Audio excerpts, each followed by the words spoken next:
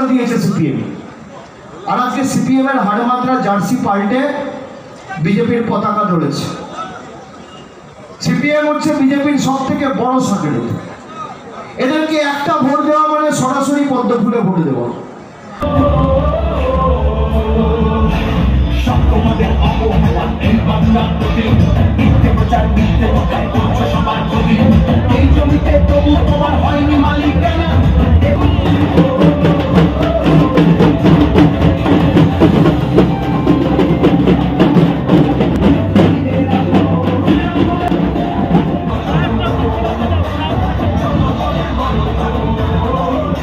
যে উদ্দীপনা, মায়েদের আশীর্বাদ, ভালোবাসা, বড়দের আশীর্বাদ, সমবয়সীদের শুভেচ্ছা অভিনন্দন এবং অগণিত মানুষের যেভাবে সমর্থনের কৃতজ্ঞতার দিনে আমরা প্রতিদিন দুবেলায় আবদ্ধ হচ্ছি, আমি আজকে হাওড়া জেলাবাসীকে নতমস্তকে আমার অন্তরের অন্তঃস্থল থেকে কৃতজ্ঞতা, প্রণাম এবং অভিনন্দন জানাচ্ছি।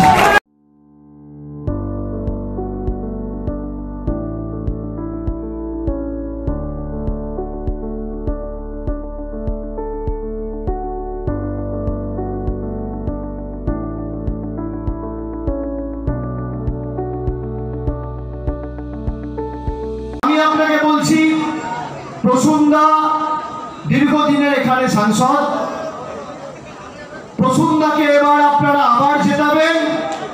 আমার কাছে ডায়মন্ড হারবার যা, আমার কাছে আজ থেকে হাওড়াও তাই। আমি যে উন্নয়ন আমার এলাকায় করেছি, আমি আপনাদের এলাকার সার্বিক উন্নয়ন, প্রসুন্দা এসো, আমি আমার এলাকার সার্বিক উন্নয়ন হাওড়াবাসীর জন্য করব, কথা দিয়ে গেলাম। যা দরকার আমি আছি। 34 বছর বাংলাটাকে শেষ করে দিয়েছে সিপিএম। আর আজকে সিপিএম এর হাড়মাত্রা জার্সি পাল্টে বিজেপির পতাকা ধরেছে। সিপিএম হচ্ছে বিজেপির সব থেকে বড় সাংগঠনিক। এদেরকে একটা ভোট দেওয়া মানে সরাসরি পদ্ম ফুলে ভোট দেওয়া।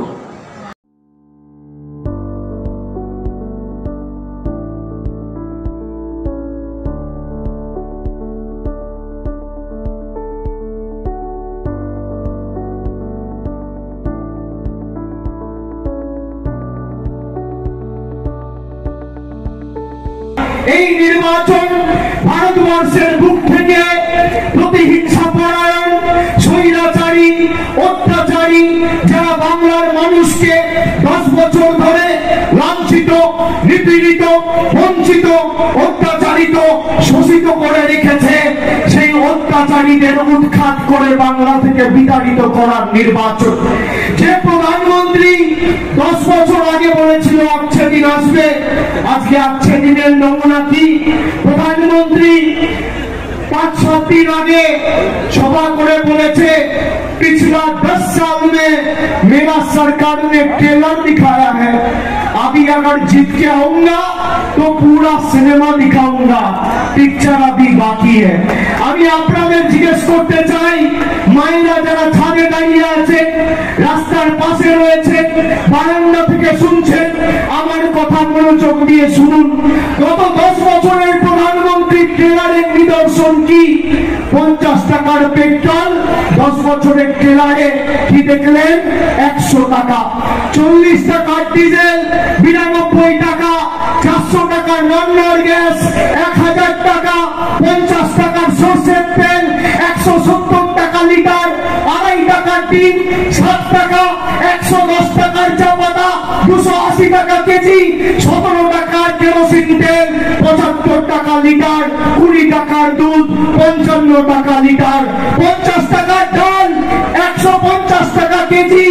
আর রসুন 10 বছর আগে ছিল 70 টাকা কেজি, আজকে মোদিজির ভারতবর্ষে 430 টাকা কেজি।